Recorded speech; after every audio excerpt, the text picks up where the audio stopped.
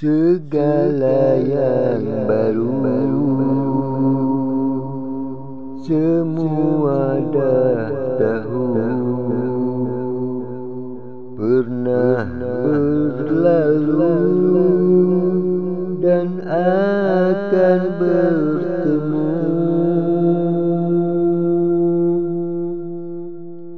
Segala yang baru semua dah tahu, pernah berlalu dan akan bertemu.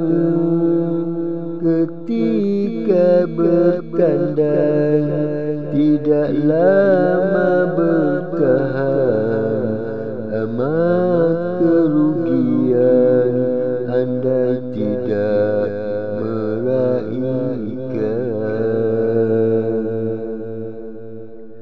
Sesuatu yang baru takkan sama dengan pembaharuan.